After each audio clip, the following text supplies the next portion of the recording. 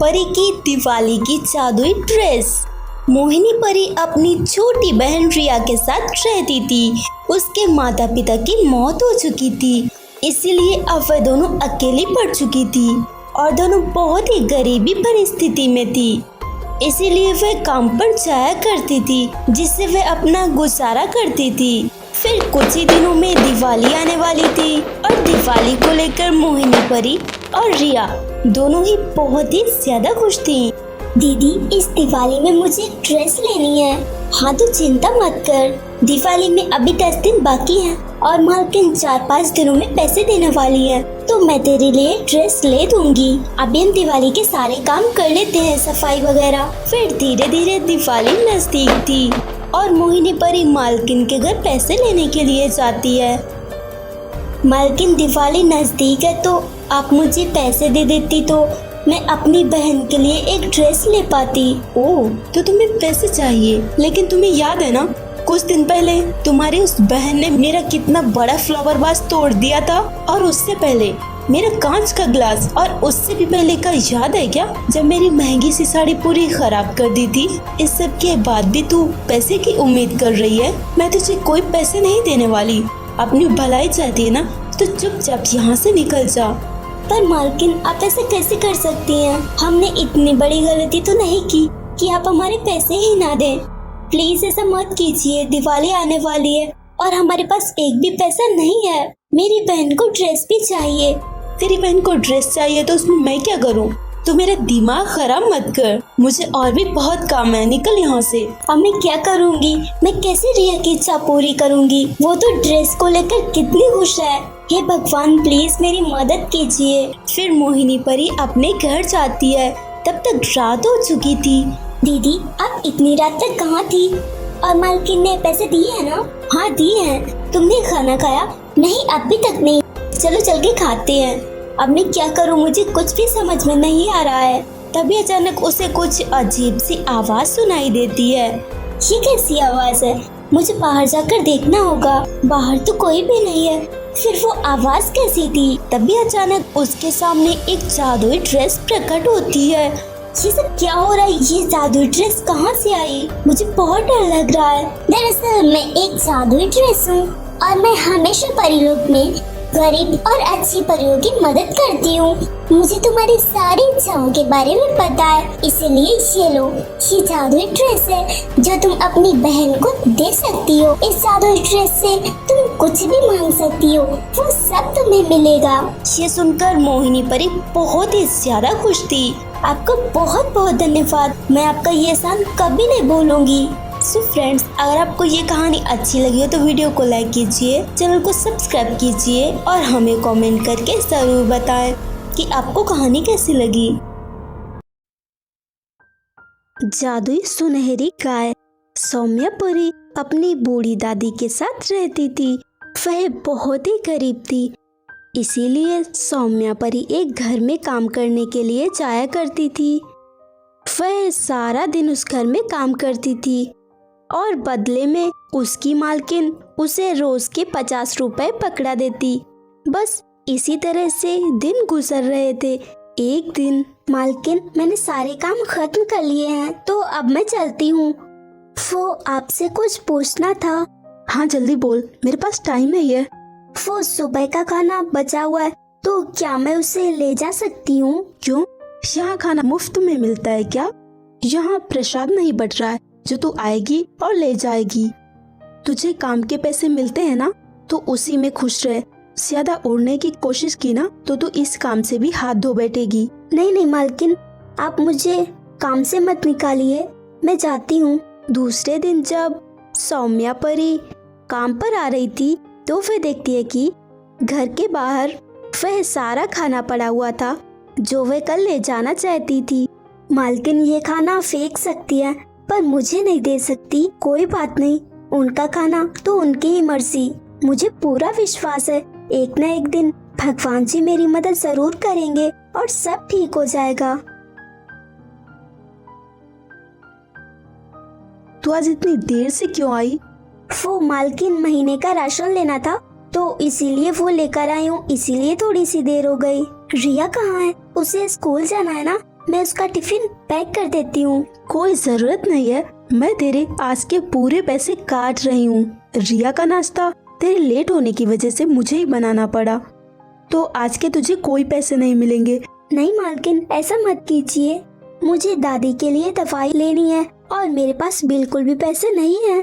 क्यों? मैंने तुम गरीबों की मदद करने का ठेका ले रखा है क्या? अगर तुझे पैसे चाहिए ना तो पूरे 24 घंटे तुझे यहाँ काम करना पड़ेगा। ठीक है, मैं तैयार हूँ। दूसरे दिन, मालकिन आज तो रिया का बर्थडे है ना, इसीलिए मैं उसके लिए ये सुनहरी गाय का खिलौना खेलने के लिए लाई हूँ। पूरे 100 रुपए का है। तू ही रखिए खिलौना, समझ गई?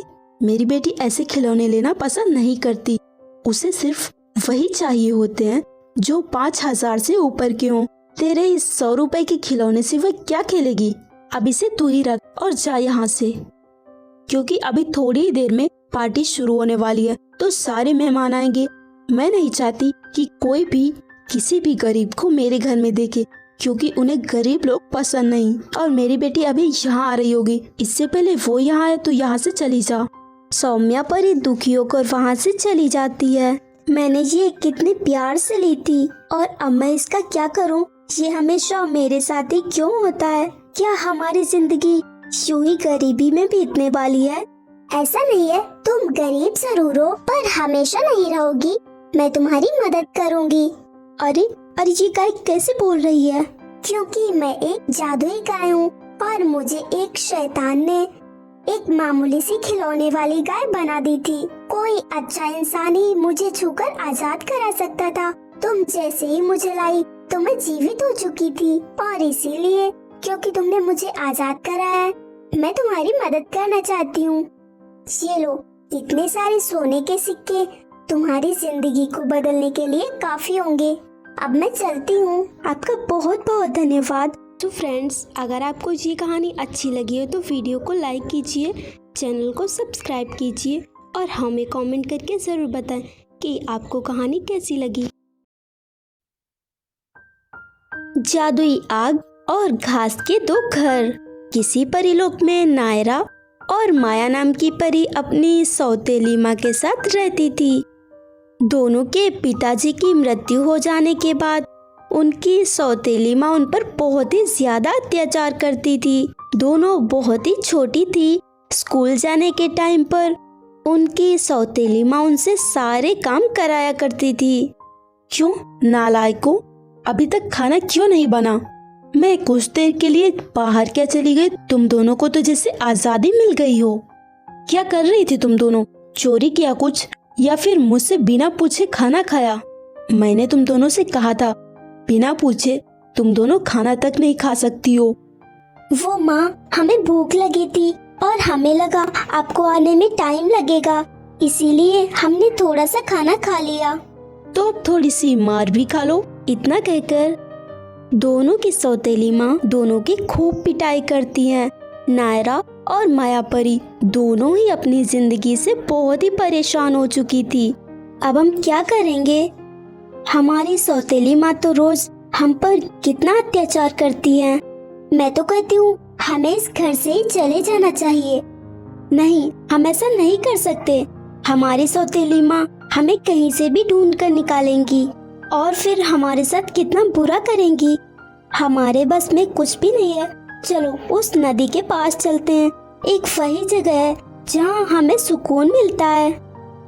दोनों उस नदी के पास बैठी हुई थी। मैं बहुत ही ज्यादा परेशान हो चुकी हूँ। मन तो करता है अभी इस नदी में कूदकर अपनी जान दे दूं। नहीं, तुम ये क्या कर रही हो? देखना, एक दिन भगवान सब ठीक करेंगे और हमारी सौतेली माँ हमसे प्यार भी करेंगी। काश सच में ऐसा हो। दोनों वहीं पर उदास बैठी हुई थी। तभी उस नदी में 2 घर तैरते हुए उनकी ओर आ रहे थे, जिनमें एक घास का था और एक आग का। नायरा परी, वो देखो, वो घर तो कितने अजीब हैं और पानी में तैर रहे हैं। हमें उन्हें बाहर निकालना चाहिए। दोनों उस घर को पानी से बाहर निकालती हैं। ये तो कितने अच्छे लग रहे हैं। सिर्फ अच्छे ही नहीं बल्कि हम जादुई हैं। क्या? ये तो बोल भी सकते हैं। हाँ बिल्कुल, और हम तुम्हारे बारे में सब जानते हैं। ये भी कि तुम्हारी सौतेली माँ तुम पर कितने अत्याचार करती है, पर आज के बाद ऐसा नहीं होगा। तुम्हारी जिंदगी बदलने वाली है। हम तुम्हारी सारी इच्छाएं पूरी करेंगे, इसीलिए तुम हमें अपने साथ लेकर चलो, ठीक है?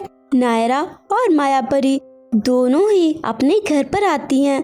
दोनों की सौतेली माँ उन घरों के बारे में उनसे पूछती हैं, तो दोनों पिटाई के डर से सारी सच्चाई बता देती हैं और दोनों अपने कमरे में जाने लगती हैं। रुको, तुम दोनों इन दोनों घरों को मेरे हवाले कर दो। नहीं माँ, हम ये आपको नहीं दे सकते। अच्छा, बहुत ही जुबान चलने लगी है ना आजकल। तुम दोनों में इतनी हिम्मत कहाँ से आ गई? मुझसे जुबान लड़ाओगी? अगर अपनी अच्छाई चाहती हो तो चुपचाप ये मुझे दे दो। नायरा परी जैसे ही आग वाला घर अपनी सौतेली माँ के हाथ में पकड़ाती है, तभी उनकी सौतेली माँ जलने लगती है। अरे नहीं, ये क्या हो रहा है? ये आग कैसे लगी? कोई बचाओ मुझे। जादूगर, प्लीज प्लीज मेरी माँ को ठीक कर दो। लेकिन ये तो मैंने कहा ना ठीक कर दो। तो वह जादूगर दोनों की सौतेली माँ को ठीक कर देता है। तुम दोनों मुझे माफ कर दो, मुझसे बहुत बड़ी गलती हो गई। तुम्हारे मम्मी पापा की मौत के बाद जहाँ मुझे तुम्हारा ख्याल रखना चाहिए था, वहीं मैंने तुम पर अत्याचार किए। प्लीज मुझे माफ कर दो, पर आज के बाद मैं तुम दोनों से सगी माँ से भी बढ़कर प्यार करूंगी। उस दिन से दोनों की सौतेली माँ दोनों से बिल्कुल सगी बेटियों जैसा प्यार करने लगती हैं। सो फ्रेंड्स, अगर आपको ये कहानी अच्छी लगी हो तो वीडियो को लाइक कीजिए, चैनल को सब्सक्राइब कीजिए और हमें कमेंट करके ज़रूर बताएं कि आपको कहानी कैसी लगी।